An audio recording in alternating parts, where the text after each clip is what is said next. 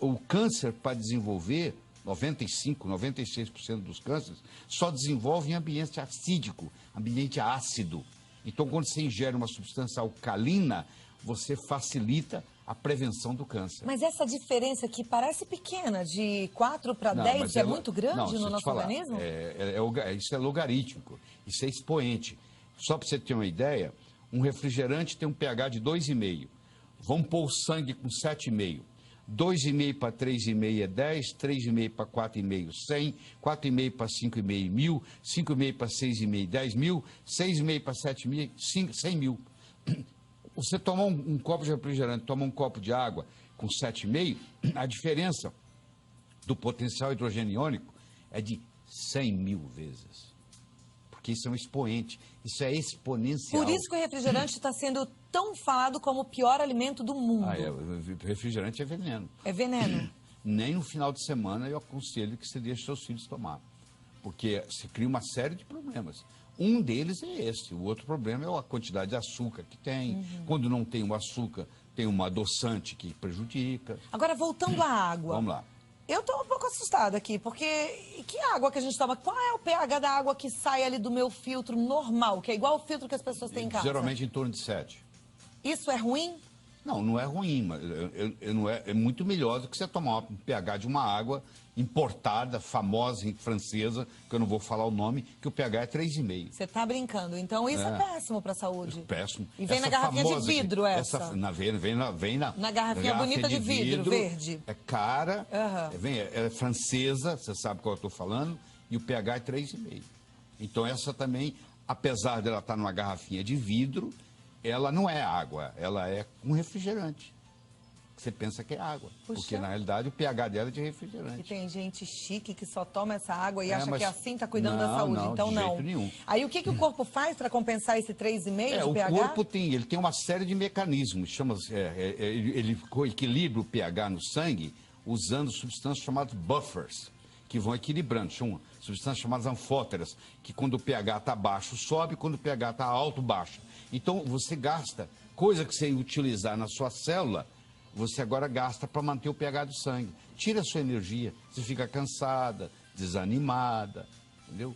Do mesmo modo se você estiver desidratada, porque um grande problema que tem hoje, 30% da população no mundo, hoje, nas ruas, estão desidratados. Porque eles não têm essa preocupação de beber água. À medida que você envelhece, a sensação da sede vai sumindo. E o centro da sede e o centro da fome, lá no hipotálamo, eles estão pertinho um do outro.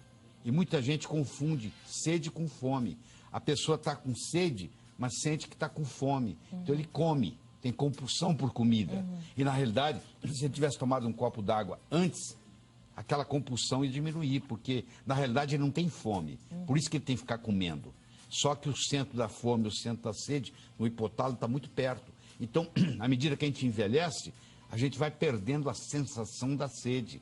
Então, os velhos, os idosos, eles são desidratados por natureza. Agora, deixa eu te perguntar uma coisa. Eu estou aqui tomando a minha água e eu tomo bastante água todo dia. Bom. Mas qual é o pH dessa água? Como é que eu vou descobrir? Não, existem aparelhos que você coloca aí dentro, dá o pH, ou existem gotinhas que você pinga e é de acordo com a cor. De verde, azul para cima, verde para cima, o pH está bom. Quando der um amarelo, um laranja, um vermelho, o pH está ruim. Então hoje é fácil, em 1 minuto você determina o pH da água. Se eu soubesse, teria trazido aqui para mostrar para você. Mas eu quero que você volte para a gente entender melhor esse assunto, porque é um assunto um dos complexo e importante. Deixa eu te falar outro aspecto mais importante ainda. É o poder de oxirredução. Tem água que é oxidante, tem água que é antioxidante. Tem água que envelhece você. Tem água que rejuvenesce você. Então, você já ouviu falar de oxidantes e antioxidantes, radicais livres. Tem água que tem radical livre. Então, você toma água, é como se você estivesse te enferrujando. Então, isso é outro aspecto importante. Existe um outro aspecto importante, que é a tensão superficial da água. A água tem que ser leve, ela tem que ter uma tensão superficial muito baixa. Porque quando ela chega lá no capilar, às vezes ela tem que ir contra a força da gravidade. Então tem água que você toma e ela não cumpre a missão dela, porque ela tem uma tensão superficial muito alta. Entendeu? Puxa, a gente achava que água era água, né? Vocês mulheres tomam anticoncepcional. Esses anticoncepcionais, vocês urinam.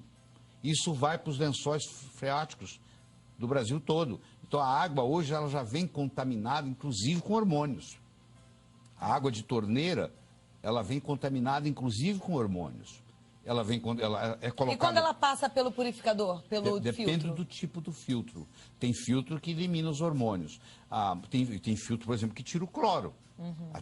Até o cloro do chuveiro te faz mal. Por exemplo, se você tomar banho com um chuveiro onde a água está com cloro, quando o chuveiro fica quente, frio até que não, mas na hora que você põe a água quente, aquele cloro que está na água, ele vira um vapor. E você absorve aquilo dentro do banheiro e não está sabendo. Então, hoje existem filtros, principalmente nos Estados Unidos, está chegando ao Brasil, onde você coloca o filtro no chuveiro. Então, só pelo cloro. Então, o filtro não deixa passar o cloro. Então, você toma um banho de chuveiro sem cloro. Aí você pode tomar banho de chuveiro quente, porque você não vai ter esse problema. A mesma coisa, Cláudia, em uma sauna úmida. Eu recomendo no Brasil você fazer sauna seca. Não faça sauna úmida, porque para fazer sauna úmida, a água tem que ser tratada com ozônio. Se ela for tratada com cloro, na hora que der o vapor, aqueles vapores ali são gases de cloro. Então, piscina aquecida com cloro é um veneno? Também é. Esse é outro problema. A piscina com cloro, se você nadar nela todo dia, você vai terminar com hipotiroidismo. Eu já tive caso recentemente, uma pessoa que nadava 3 vezes por semana, durante 10 anos, e estava com um quadro de hipotiroidismo gravíssimo, que ninguém fazia o diagnóstico, e essa pessoa estava intoxicada com cloro.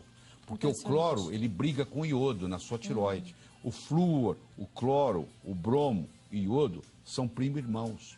Então, quando você coloca flúor demais no seu corpo, ou cloro demais, ou brometo demais, eles começam a brigar com o seu iodo. Então, eles empurram, tiram, substituem o iodo. Aí é muito bom a gente aprender tudo isso. Eu sei que às vezes você está aí meio preocupado, fala, e agora? Mas calma, isso é só para a gente ficar atento, né? Então você já sabe, tomar cuidado. Às vezes a água que você está consumindo é na nota 10. Tem tantas perguntas já, doutor. Hoje existem no Brasil filtros, que a água passa pelo filtro e muda o pH da água. Essa água passa a se chamar água ionizada, onde muda o pH, onde muda a condutibilidade, onde muda o poder de oxirredução.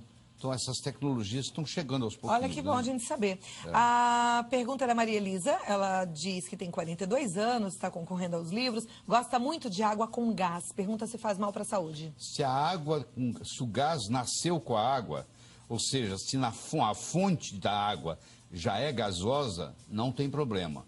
Agora, se o gás é acrescentado na água, aí o pH baixa muito. Ela tem que ver qual é o pH da água gasosa que ela está tomando. A Daniela gostaria de saber se é seguro tomar água de mina.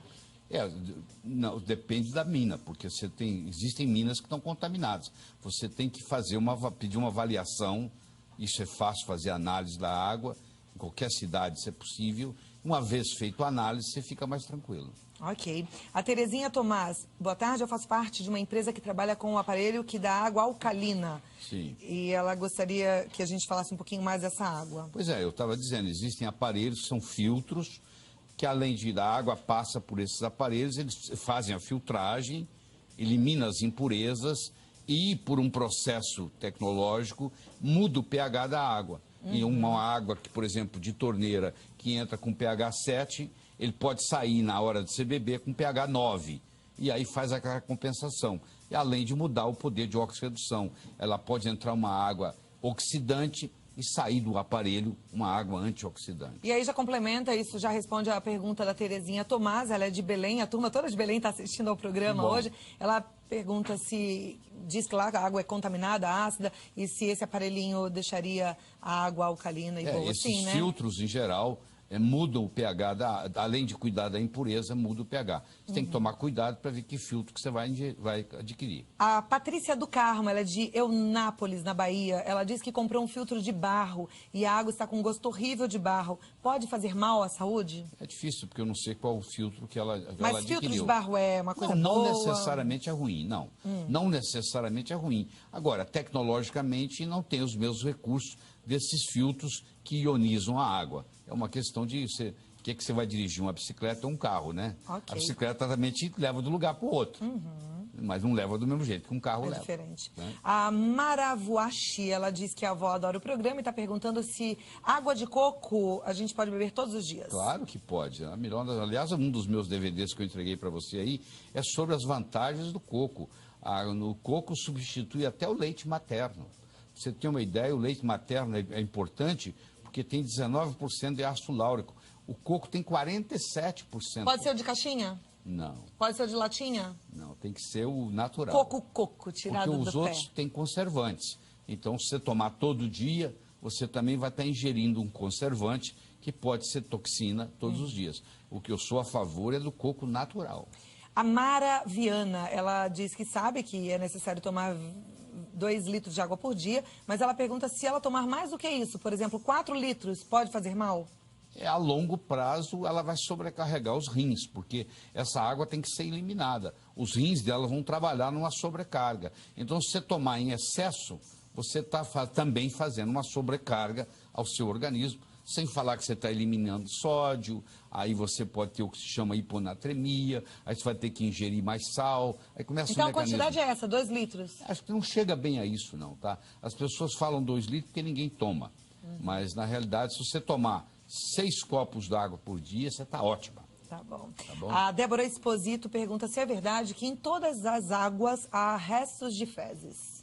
Não, não é verdade. Não é verdade. Não é verdade. Inclusive, se passar pelo filtro, isso não tem problema nenhum, isso fica eliminado. A Maria Luísa Marino, ela é de Itatiba, São Paulo, diz que tem hipotiroidismo. E o médico recomendou a tomar bastante iodo. Isso é correto? É correto, sim. O iodo ajuda a sobremaneira. Nós temos 90 e tantos % da população no mundo é deficiente de iodo.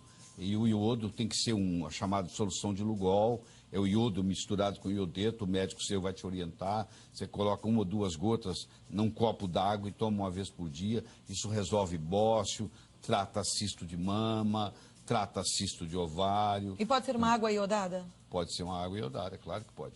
A Ana Lúcia de Santo André diz que aliás, o sal brasileiro é iodado. Há muitos anos atrás, colocou-se iodo no sal. Mas como as pessoas têm salfobia, porque o sal pode aumentar a pressão, eles procuram não ingerir sal, a grande maioria. E aí acaba não ingerindo o iodo que o governo colocou no sal. Entendeu? A Ana Lúcia de Santo André, ela diz que tem pedra e cisto nos rins e gostaria de saber qual é a melhor água para o caso dela. Tá, a água sua que você tem que ingerir, a água alcalina vai ajudar. A grande maioria das pedras no rins é oxalato de cálcio. Um outro produto que não vai deixar você ter crise renal é você fazer uso de magnésio. Cloreto de magnésio, por exemplo. São embalagens de 33 gramas, que é baratíssimo, menos de R$1, e você coloca num litro e bebe por dia aquilo. O cloreto de magnésio é uma prevenção e tratamento contra a litíase renal, que é o que você tem, que é cálculo nos rins. Muito bom, hein? Gildete, do Distrito Federal, ela toma água sem filtrar. Antes ela coloca diretamente no recipiente de vidro e toma bem gelada. Ela pergunta quais são os cuidados que ela deve tomar nesse caso. Lá onde ela mora, se a água lá tem uma qualidade boa e não tem um pH muito baixo, eu não vejo problema nenhum. A Elaine Mota diz que tem uma filha especial e que devido aos engasgos, como ela é especial, ela engasga, com os líquidos, ela toma água com espessante alimentar. Isso modifica a função da água no seu organismo? Não modifica não. Não tem problema nenhum fazer com espessante. Aliás, parte da água, 40% da água que nós tomamos por dia vem na forma de alimentos. Por isso, quando a gente fala 2 litros, na realidade é 1 litro em qualquer coisa, porque o arroz tem água, o feijão tem água. Então, parte dos 2 litros por dia vem dos alimentos.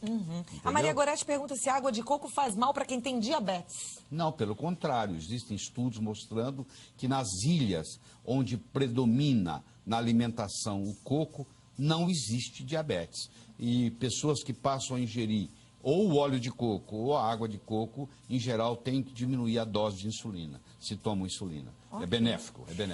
Eu queria passar a tarde toda conversando com o Dr. Laí Ribeiro, né? Uma fonte de cultura e conhecimento e nos ajudou bastante a entender sobre esse assunto. Fico feliz. Mas volta pra gente conversar um pouquinho mais sobre outros também, ok? Tá bom, querido. lairribeiro.com.br é o site, www.lairribeiro.com.br.